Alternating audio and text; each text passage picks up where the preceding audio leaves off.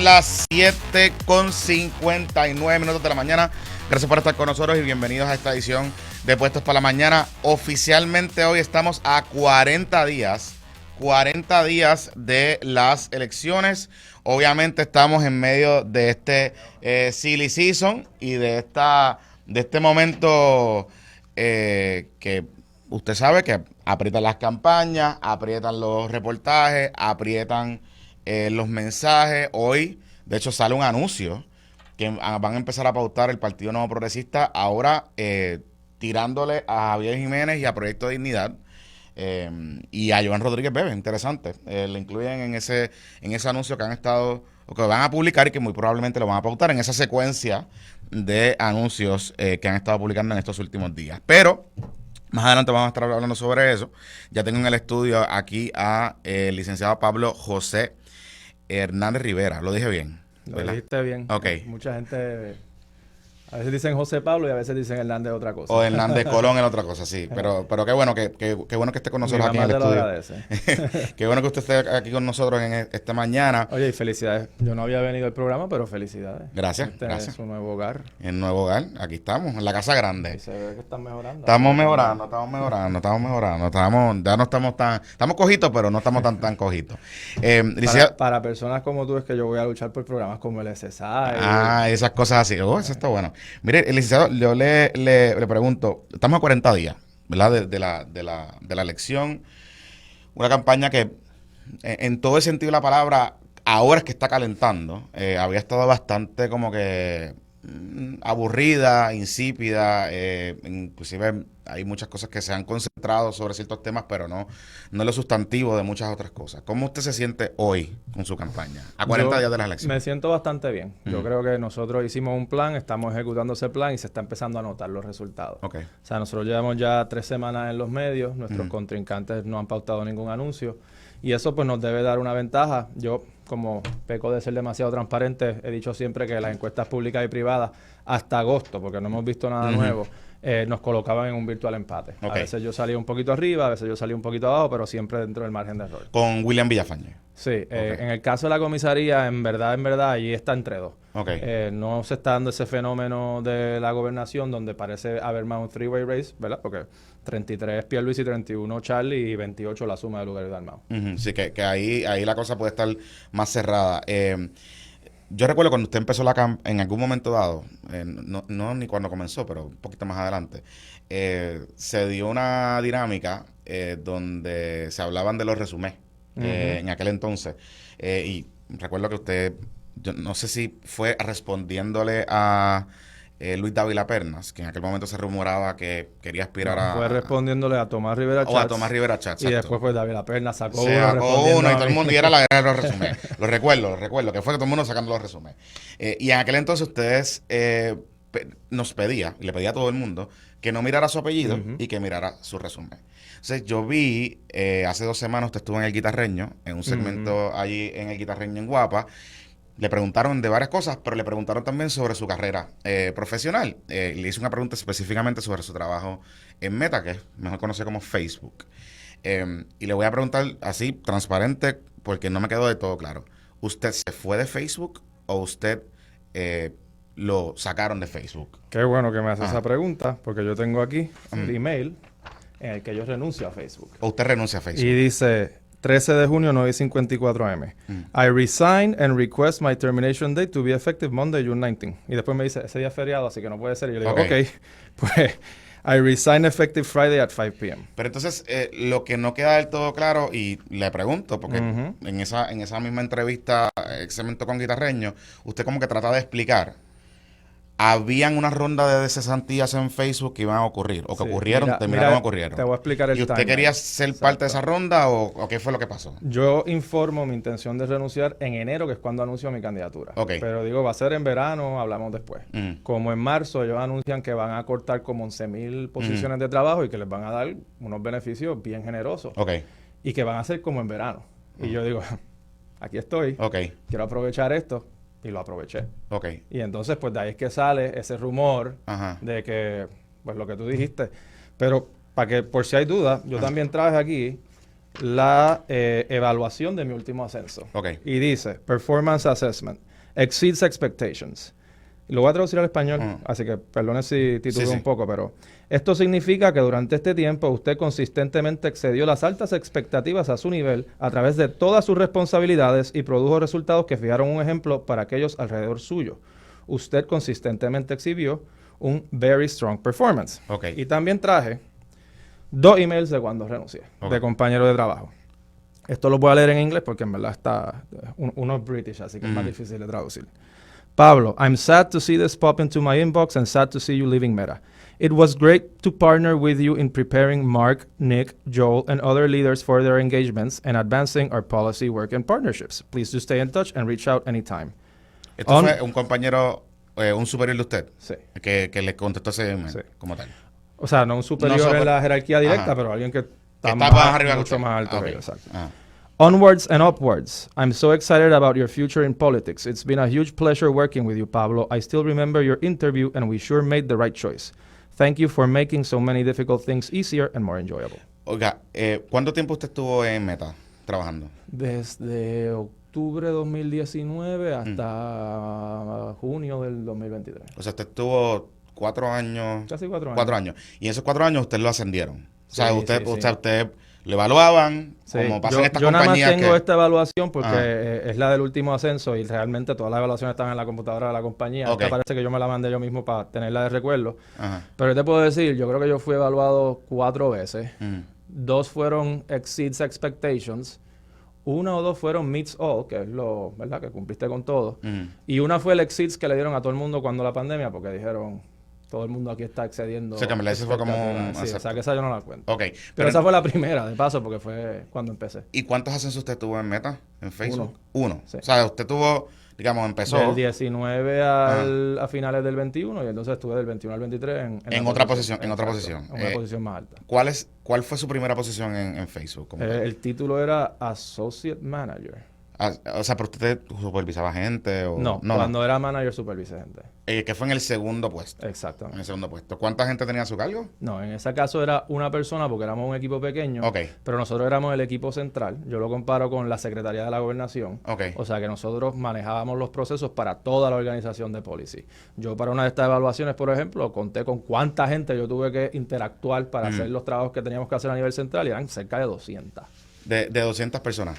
Y corríamos unos proyectos, por ejemplo, cuando había una vista congresional, nosotros éramos como los project managers de toda la preparación para esa vista congresional y ahí tú tenías que traer a todos los equipos de los temas relevantes. Por ejemplo, si era una vista de desinformación, bueno, vamos a hablar en términos generales. Si había una vista, es probable que te iban a preguntar, porque esto es público, te preguntaban de desinformación, de monopolio, de hate speech. Esa compañía tenía gente dedicada a todos esos temas. O sea, que tú habían grupos dedicados tenías que traer a todos esos equipos a la mesa y trabajar con ellos y articular las posiciones de la compañía. Le pregunto, usted en esa preparación, digamos, se sentó en una mesa con Mark Zuckerberg. O sea, decirle, Mark, tienes que contestarle de esta manera. No, y nunca he dicho eso. Ok, pero ¿le entrenó o no? O sea, yo preparaba gran parte del proceso, pero esa es última etapa donde lo preparaban a él. Obviamente son los top executives. Yo con quien sí tenía muy buena relación era con su business lead, que esa es la posición de chief of staff, y me invitaron a entrevistarme para hacer el número 2 de ella, pero yo dije que no porque me tenía que mudar a Palo Alto. Y no quería mudarme a California porque, aunque había vivido allí y me encanta, ya mi esposa y yo estábamos evaluando lo de mudarnos a Puerto Rico. Lo de mudarse a Puerto Rico. Usted estaba, o sea, su trabajo estaba localizado en Washington DC. O sea, que cuando usted dice que, resumo, ¿verdad? Y usted me corregirá, que el tema de su experiencia relacionándose con el gobierno federal y con el Congreso es porque profesionalmente usted iba al Congreso, se reunía con líderes del Congreso como tal. Yo me he reunido con líderes del Congreso en mi función de secretario de Asuntos Federales y en eso es lo de trabajando con el PPD. En cuanto a Meta, yo preparaba muchas de las cosas de política pública. Por ejemplo, se evaluaban muchos proyectos de ley federales o internacionales, porque yo estaba en el equipo global. Te mencioné ya lo de las vistas congresionales y las ponencias. Yo corría el proceso de responder a gran parte de las cartas que enviaban los congresistas solicitando información. O sea, que se trabajaba mucho asuntos de Congreso, pero de yo ir personalmente en ese trabajo, no. Eso lo hacían los cabilderos. O los cabilderos. O sea, usted... Yo no era cabildero. Había una firma X que contrataba Meta. ¿Cuál era la firma? Ellos tienen cabilderos internos. Internos. Son personas que... Tienen in-house. Presumo que si contratan gente de afuera, esas cosas son publicly disclosed, porque allá se rinden informes por todo. Ok, entonces... Facebook es su único trabajo después que se te graduó de college, como tal. No. Yo me gradué de college, yo vengo un año a trabajar en la administración de García Padilla, yo había sido su coordinador de voto docente. Me voy a college, allí pues los 2 veranos trabajo en bufetes, dedico un semestre a una clínica de inmigración, que allá ayuda a inmigrantes a obtener asilo. Me voy de law school, vengo aquí a ser clerk, oficial jurídico en el Tribunal Federal con el juez Gustavo Gelpi. Y de ahí voy a un bufete en Washington donde estoy por un año antes de ir a Meta. ¿Cuál bufete es ese de Washington? Ese bufete se llama Covington en Berlin. Está rankeado por la firma Vault, que es la que rankea bufetes como el número 1 de Washington, D.C. Era un bufete que yo escogí porque tiene una larga historia con Puerto Rico. Eso te iba a preguntar, porque eso no era un bufete que había sido contratado en algún momento. Por ahí voy. Te voy a prefutar. Ese bufete estuvo a cargo pro bono de la salida de la Marina de Culebra y luego fue contratado por el gobierno de Puerto Rico, incluyendo gobiernos de mi abuelo, y luego ha sido contratado, creo que por gobiernos de Sila y el gobierno de Fortuño. O sea, gobiernos PNP y populares han contratado esta... Y yo sé que van a decir, pues entonces consiguió eso. El socio que trabajaba cuando los gobiernos de mi abuelo llevaba ya 7 años muerto. Y segundo, tuve oferta y tuve que hacer el conteo y revisar las cartas de oferta de 6 bufetes comparables. O sea, de bufetes que estaban... Por ejemplo, uno, y no me gusta decirlo porque suena chon, pero como se te está cuestionando, pues tienes que poner todos los datos sobre la mesa. Uno era, creo que el número 3 en todos los Estados Unidos, uno era el número 1 en San Francisco, eran 6 en total, 3 en D.C., 3 en San Francisco, todos pagaban lo mismo y todos tienen el mismo prestigio realmente a nivel de allá. O sea, y escoge Covington por su relación con Puerto Rico. Por su relación con Puerto Rico. Y porque habían 2 factores más. Era un bufete que incentivaba mucho el trabajo pro bono, y yo hice mucho trabajo pro bono el año que estuve allí, y también era un bufete en el que se acababa de unir Eric Holder, que era el exsecretario de Justicia de Obama. Y yo llegué a colaborar con Holder en un proyecto cuando estuve allí. Oiga, ¿usted en Covington trabajó temas de Puerto Rico como tal? No, nada relacionado a gobierno, algún proyecto. Hubo un caso que tocaba a Puerto Rico, pero nunca tuve que venir a Puerto Rico. O sea, no llegó ni a etapa de deposiciones. Era uno de esos casos que... ¿Pero eran entre compañías privadas o envolvía el gobierno como tal? Creo que ese era un caso que muchos secretarios de justicia de todos los estados radicaron. O sea, que en ese sentido envolvía a Puerto Rico, pero el envolvimiento fue bien limitado. Cuando entonces usted ya dándole fast forward, entra a Meta hasta los 4 años, usted nos acaba de explicar, ¿verdad?, las evaluaciones y los accesos que tuvo. Luego usted renuncia. Y luego usted sale y monta su propia compañía. Monto mi propio LLC. Yo no le llamaría compañía, ¿verdad? Compañía suena mucho más grande. Sí, pero una entidad jurídica. Exacto. Le puse Autonomous para que tuviera un nombre en inglés y se dedica a temas de tecnología y política pública, pero como yo era candidato, yo tomé la decisión de que solamente iba a tener clientes de afuera. Y a través de un ex colega de Meta, me contratan en el Data Center Coalition, que es un trade association. Y hablo de esto porque es público. Yo tengo que radicar esto en el informe.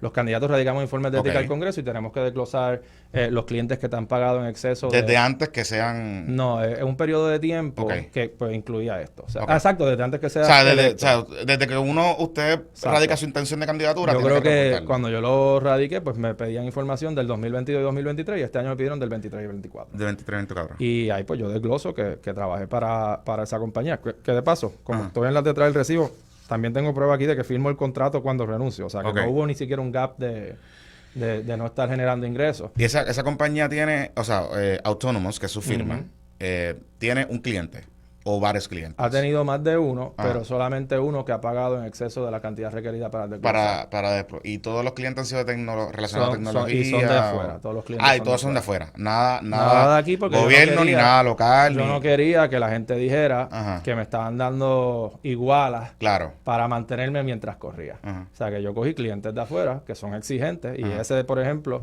del Trade Association, obviamente hay cosas confidenciales que no se pueden revelar. Claro.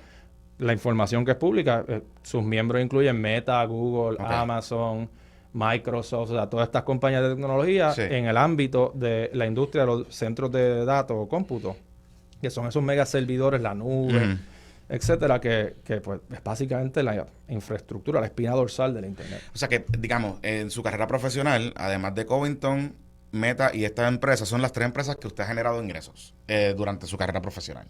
Bueno, el año con el gobierno de Alejandro. Y año con el gobierno de Alejandro, exacto. Pero la mayoría de mis ingresos han venido de esos tres lugares.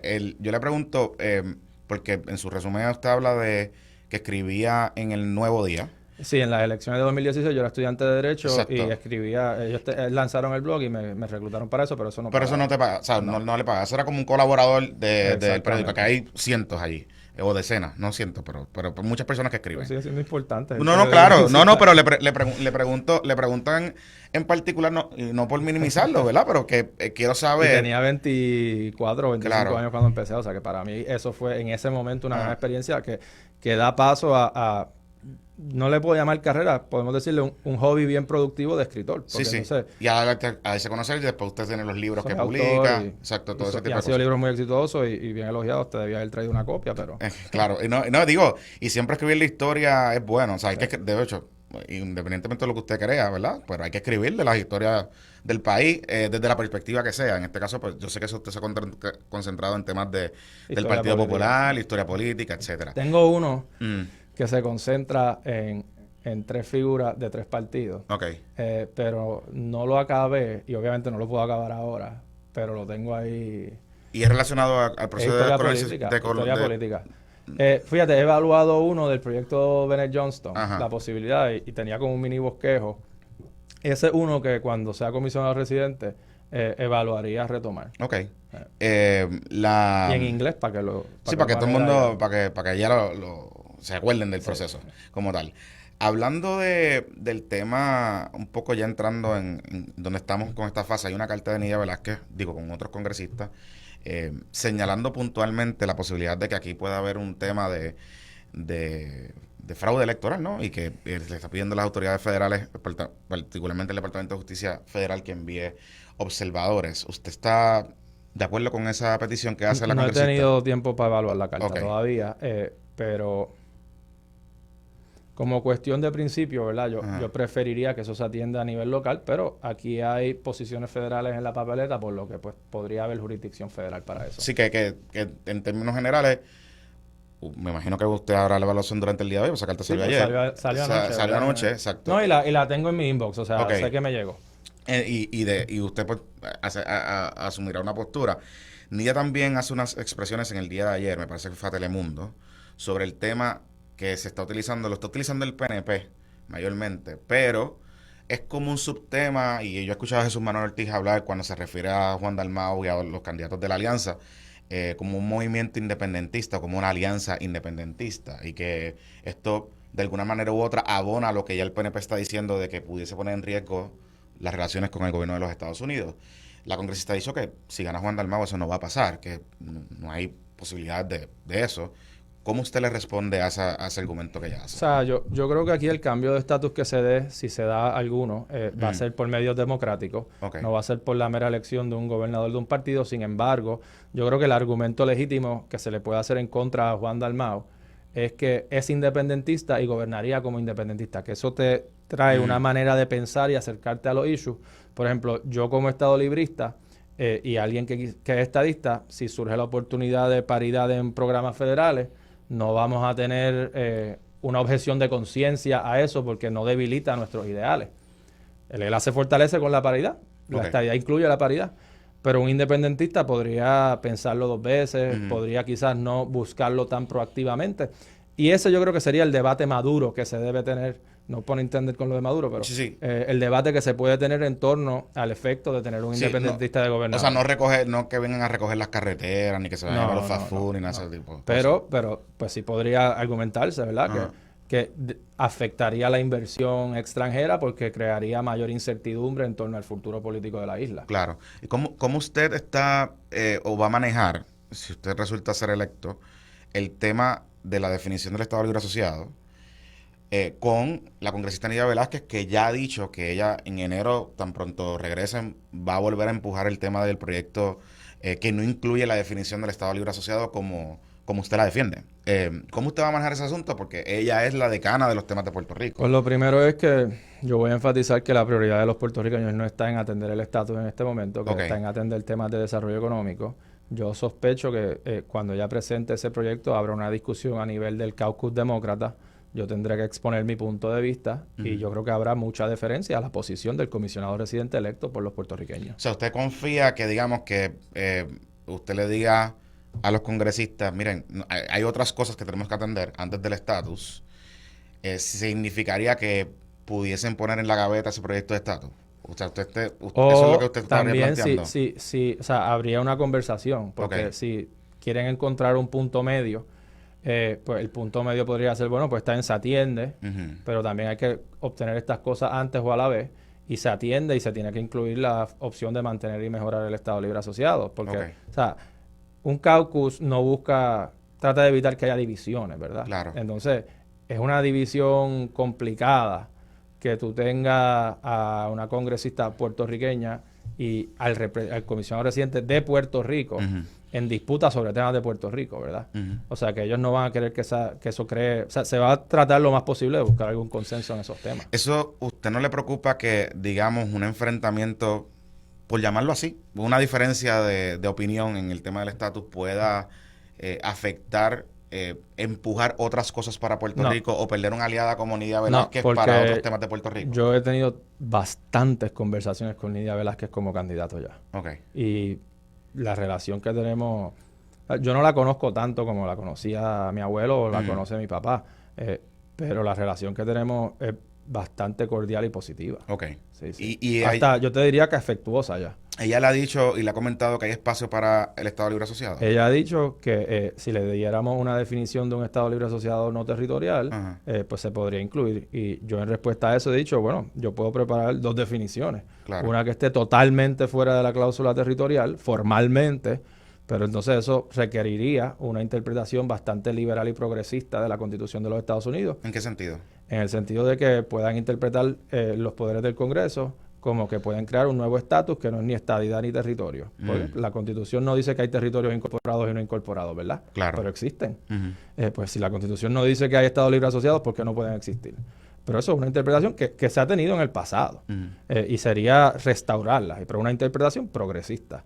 Pues por ahí se podría. Y lo otro sería una definición funcionalmente no territorial, donde el Congreso accede a limitar sus poderes sobre Puerto Rico y a que Puerto Rico tenga una autonomía completa dentro de los Estados Unidos y su unión permanente. Interesante. Licenciado, gracias por estar aquí con nosotros y por haber venido tempranito aquí a Radio Isla 1320 a hablar sobre estos temas.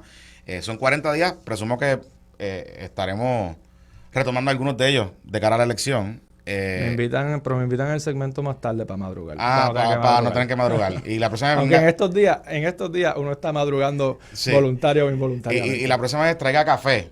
Traiga café porque aquí nos traen café. No, broma. Gracias por estar con nosotros, licenciado. Amigos, son las 8:22 de la mañana. Hago la pausa. Regresamos en breve con más aquí Puestos para la Mañana. Aquí el análisis y la política se moldean desde temprano. Sintoniza Puestos para la Mañana por Radio Isla 1320 y radioisla.tv. En Radio Isla 1320 estaremos vigilantes, brindándote la información que necesitas para mantenerte seguro y protegido durante toda la temporada de huracanes. Radio Isla 1320, el sentir de Puerto Rico. Pa'lante con Aela es información. El ahorro es el complemento para el retiro, el complemento perfecto. Pa'lante con Aela es servicios. Vamos a entrar rápido en caliente. Pa'lante con Aela es beneficios.